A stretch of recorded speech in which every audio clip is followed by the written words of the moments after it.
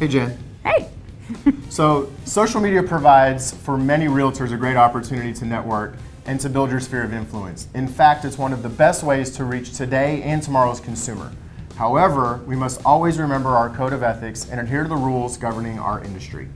These general rules apply across all methods of advertising and are not limited to the channels highlighted here.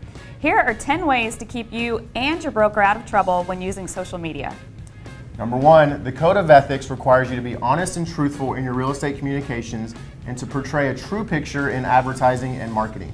You must make your status as a real estate professional readily apparent. You must also include the name of the realtor's firm, and realtor is always with a capital R. Number 2, TREC advertising rules require you to always identify yourself as a real estate license holder.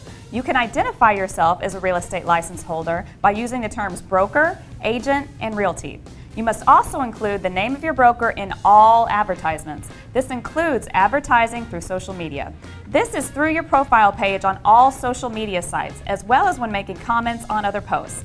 If you keep a separate personal page and post listings or anything related to real estate, you must also identify yourself as a real estate professional and whom you work for.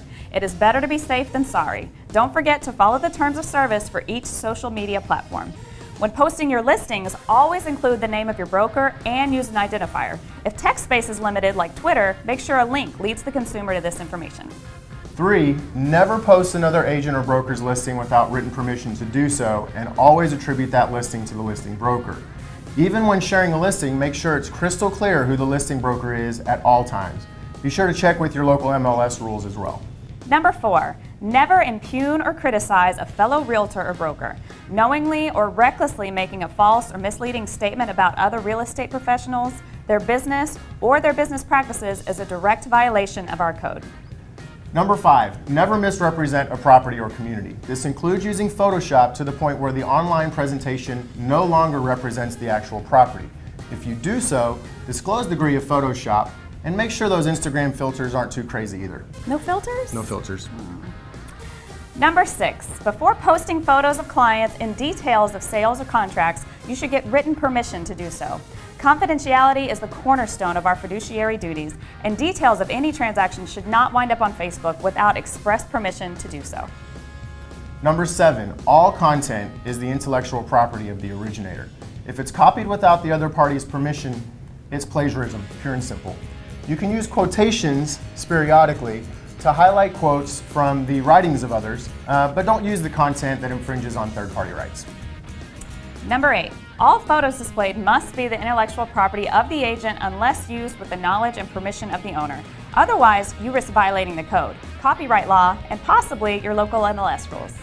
Number 9, one of my favorites, blogging. The agent is always fully responsible for his or her own content, including any editorials or comments from outside sources. And it's consistent with the code of ethics, local, state, and federal laws and regulations.